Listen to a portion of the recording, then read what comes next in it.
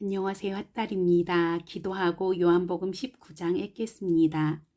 참 좋으신 아버지 하나님, 이 시간 말씀이신 주님을 만나게 하시고 말씀대로 살게 하소서. 예수님 이름으로 기도합니다. 아멘. 요한복음 19장 가시관을 쓰시다. 그래서 빌라도는 예수를 데려다가 채찍질하게 했다. 병사들이 가시나무로 왕관을 엮어 예수의 머리에 씌우고 자주색 옷을 입혔다. 그런 다음에 그분께 다가가 유대인의 왕 만세를 외쳤다. 그리고 예수께 인사하며 그분의 뺨을 때렸다. 빌라도가 다시 나가서 유대인들에게 말했다. 내가 저 사람을 여러분 앞에 데려오겠소. 그러나 알아주기 바라오. 나는 그에게서 아무 죄도 찾지 못하겠소. 바로 그때 예수께서 가시관을 쓰고 자주색 옷을 입고 나오셨다. 빌라도가 말했다. 보시오, 이 사람이요. 대제사장과 경비병들이 예수를 보고 미친 듯이 소리쳤다. 십자가에 못 박으시오. 십자가에 못 박으시오. 빌라도가 그들에게 말했다. 여러분이 그를 데려가시오. 여러분이 그를 십자가에 못 박으시오. 나는 그에게서 아무 잘못도 찾지 못하겠소. 유대인들이 대답했다. 우리에게는 율법이 있습니다. 그 율법에 따르면 그는 죽어 마땅합니다. 자기가 하나님의 아들이라고 했기 때문입니다. 빌라도는 이 말을 듣고 더욱 두려웠다. 그는 다시 관저로 들어가 예수께 말했다. 내가 어디서 왔느냐? 예수께서 아무 대답도 하지 않으셨다. 빌라도가 말했다. 말하지 않을 작정이냐? 나는 너를 풀어줄 권한도 있고 십자가에 못 박을 권한도 있다는 것을 모르느냐? 예수께서 말씀하셨다. 하늘이 내게 주신 권한 말고는 너는 나에 대해 조금도 권한이 없다. 그래서 나를 내게 넘겨준 자의 잘못이 훨씬 큰 것이다. 빌라도는 이 말을 듣고서 예수를 사면하려고 최선을 다했다. 그러나 유대인들이 외치는 소리에 그의 말은 묻혀버리고 말았다. 이 사람을 놓아주면 총독님은 황제의 친구가 아닙니다. 누구든지 자기가 왕이라고 주장하는 사람은 황제에게 대항하는 것이나 마찬가지입니다. 빌라도는 이 말을 듣고서 예수를 데리고 나갔다. 그는 포장된 뜰, 히브리 말로 가바다이라는 곳에 재판석에 앉았다. 그날은 6월절 예비일이었고 시간은 낮 12시였다. 빌라도가 유대인들에게 말했다. 여기 여러분의 왕이 있어. 그들이 다시 외쳤다. 그를 죽이시오, 죽이시오. 그를 십자가에 못 박으시오. 빌라도가 말했다. 여러분의 왕을 십자가에 못 박으란 말이오. 대제사장들이 대답했다. 우리에게 왕은 황제뿐이오. 빌라도는 잠자코 그들의 요구를 들어주었다. 그는 예수를 십자가에 못 박도록 넘겨주었다. 십자가에 못 박히시다. 그들이 예수를 끌고 갔다. 예수께서 십자가를 지시고 해골 언덕, 히브리 말로 골고다이라는 곳으로 가셨다. 거기서 그들은 예수를 십자가에 못 박고 다른 두 사람도 예수를 가운데 두고 양옆에 못 박았다. 빌라도가 팻말을 써서 십자가에 달게 했다. 팻말에는 이렇게 쓰여 있었다. 나사렛 사람 예수, 유대인의 왕. 예수께서 십자가에 못 박히신 곳은 도성에서 아주 가까운 곳이었기 때문에 많은 유대인들이 그 팻말을 읽었다. 팻말은 히브리 말과 라틴 말, 그리스 말로 쓰여 있었다. 유대 대제사장들이 이의를 제기하며 빌라도에게 말했다. 유대인들의 왕이라고 쓰지 마십시오. 자칭 유대인의 왕이라고 고쳐주십시오. 빌라도가 말했다. 나는 쓸 것을 썼소. 로마 병사들이 예수를 십자가에 못 박고 나서 그분의 옷가지를 가져다가 네 몫으로 나누어 각자 한 몫씩 가졌다. 하지만 그분의 겉옷은 이음매 없이 통으로 짠 것이었다. 병사들이 서로 말했다. 저 옷은 찢지 말고 제비를 뽑아 누가 차지하나 보자. 이로써 그들이 내 옷을 나누었고 내 겉옷을 두고 제비를 뽑았다고 한 성경 말씀이 확증되었다. 병사들이 성경 말씀을 이룬 것이다. 병사들이 자기네 입속을 챙기는 동안에 예수의 어머니와 이모와 글로바의 아내 마리아와 막달라 마리아는 십자가 아래에 서 있었다. 예수께서 자기 어머니와 그 곁에 서 있는 사랑하는 제자를 보시고 어머니에게 말씀하셨다.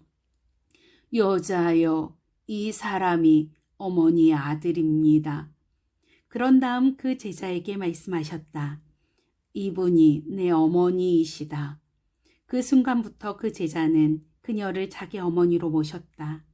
예수께서 모든 일이 다 이루어진 것을 아시고 성경 말씀을 이루시려고 내가 목마르다 하고 말씀하셨다. 그 곁에 신 포도주가 담긴 병이 있었다. 어떤 사람이 손뭉치를 신 포도주에 적셔서 창 끝에 달아올려 그분의 입에 갖다 대었다. 예수께서 신 포도주를 드시고 말씀하셨다. 됐다. 다 이루었다. 예수께서 고개를 숙이고 숨을 거두셨다. 그날은 안식일을 준비하는 날이었다. 안식일에는 시체를 십자가에 둘 수 없었기 때문에 유대인들은 십자가에 달린 자들의 다리를 꺾어 빨리 죽게 해서 시체를 내리게 해달라고 빌라도에게 청원했다. 이번 안식일은 1년 중 가장 거룩하게 지키는 날이었다. 그래서 병사들이 가서 예수와 함께 십자가에 못 박힌 첫째 사람의 다리를 꺾고 또 다른 사람의 다리도 꺾었다. 병사들이 예수께 다가가서 그분이 이미 숨을 거두신 것을 보고는 다리를 꺾지 않았다. 병사들 가운데 하나가 창으로 그분의 옆구리를 찔렀다. 피와 물이 쏟아져 나왔다. 이 일은 직접 목격한 사람이 정확히 전한 것이다. 그가 직접 보고 진실을 말한 이유는 여러분도 믿게 하려는 것이다. 이 일들로 인해 그의 뼈가 하나도 꺾이지 않았다고 한 성경 말씀과 그들은 자기들이 찌른 일을 볼 것이다 라고 한 성경 말씀이 확증되었다. 이 모든 일이 있고 나서 아리마대 사람 요셉이 예수의 시신을 거두게 해달라고 빌라도에게 청했다. 그는 예수의 제자였지만 유대인들이 위협 때문에 자기가 예수의 제자라는 사실을 비밀로 하고 있었다. 빌라도가 허락하자 요셉이 가서 시신을 거두었다. 일찍이 밤중에 예수를 찾아갔던 니고데모가 이번에는 환한 대낮에 모략과 침향 섞은 것을 33kg쯤 가지고 왔다. 그들은 예수의 시신을 모셔다가 유대인의 장례 풍습대로 향료를 바르고 고운 배로 쌌다. 예수께서 십자가에 못 박히신 곳 근처에 동산이 있었다. 그 동산에는 아직 아무도 모신 적이 없는 새 무덤이 있었다. 그날은 유대인들이 안식일을 준비하는 날이었고 무덤도 가까이 있었으므로 그들은 거기에 예수를 모셨다. 20장 다시 살아나시다. 한 주의 첫날 이른 아침이었다. 아직 어두울 때에 막달라 마리아가 무덤에 가서 보니 무덤을 막고 있던 돌이 입구에서 옮겨져 있었다.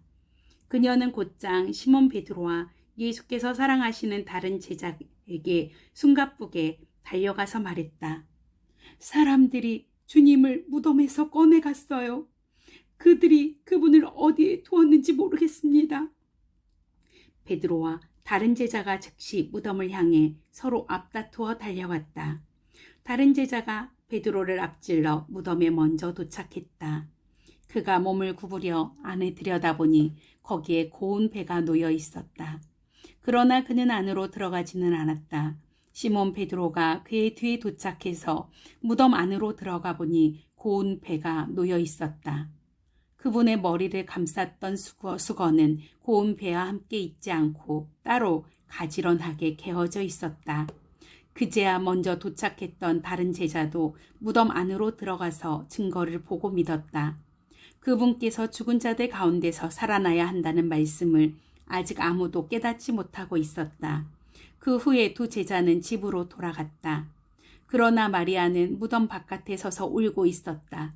그녀가 울면서 무릎을 꿇고 무덤 안에 들여다보니 흰옷을 입은 두 천사가 거기에 앉아 있었다. 한 천사는 예수의 시신이 놓여있던 자기 머리맡에, 다른 천사는 발치에 앉아 있었다. 천사들이 마리아에게 말했다. 여자여, 어찌하여 우느냐? 마리아가 말했다.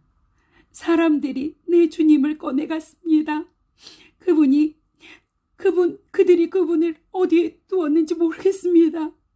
마리아가 이렇게 말하고 나서 뒤를 돌아서니 예수께서 거기에 서 계셨다. 그러나 마리아는 그분을 알아보지 못했다. 예수께서 마리아에게 말씀하셨다. 여자여, 어찌하여 우느냐? 누구를 찾고 있느냐? 마리아는 그분이 동산지기인 줄 알고 말했다. 선생님이 그분을 모셔갔으면 어디에 두었는지 알려주세요. 내가 그분을 돌보겠습니다. 예수께서 마리아야 하고 부르셨다. 마리아가 예수께 돌아서며 히브리 말로 라보니 하고 불렀다. 이는 선생님이라는 뜻이다. 예수께서 말씀하셨다. 나를 계속 붙들고 있지 마라. 내가 아직 아버지께로 올라가지 않았다. 너는 내 형제들에게 가서 내가 내 아버지이며 너희 아버지이신 분, 곧 내 하나님이시며 너희 하나님이신 분께로 올라간다고 전하여라. 막달라 마리아가 제자들에게 가서 소식을 전했다. 내가 주님을 배웠어요. 마리아는 예수께서 자기에게 말씀하신 모든 것을 그들에게 알렸다. 믿는 자가 되어라. 그날 해질녘에 제자들이 모였으나 그들은 유대인들이 무서워 집에 있는 문이란 문은 다 닫아 걸고 있었다. 예수께서 들어오셔서 그들 가운데 서서 말씀하셨다. 너희에게 평안이 있기를. 그러고 나서 자기의 두 손과 옆구리를 제자들에게 보여주셨다. 제자들은 자기 눈으로 주님을 뵙고는 기쁨을 가누지 못했다. 예수께서 다시 한번 인사하셨다.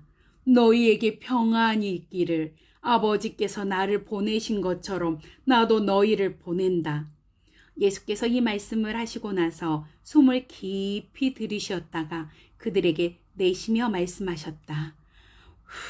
성령을 받아라. 너희가 다른 사람의 죄를 용서하면 그 죄가 영원히 사라질 것이다. 너희가 죄를 용서하지 않으면 그 죄를 가지고 무엇을 하려느냐. 그러나 12 제자 가운데 한 사람으로 간혹 쌍둥이라고도 불리는 도마는 예수께서 오셨을 때 그 자리에 없었다. 다른 제자들이 그에게 말했다. 우리가 주님을 보았소. 그러나 도마는 이렇게 말했다. 내가 그분 손에 난 못자국을 보고 그 못자국에 내 손가락을 넣어보고 그분의 옆구리에 내 손을 넣어보지 않고는 그 말을 믿지 않겠소. 여드레 후에 제자들이 다시 방에 모여 있었다. 이번에는 도마도 함께 있었다. 예수께서 잠긴 문들을 지나 들어오셔서 그들 가운데 서서 말씀하셨다. 너희에게 평안이 있기를. 그런 다음 예수께서 도마에게 주목하며 말씀하셨다. 내 손가락을 내 손에 대어 보아라. 내 손을 내 옆구리에 넣어 보아라. 의심하는 자가 되지 말고 믿는 자가 되어라. 도마가 말했다.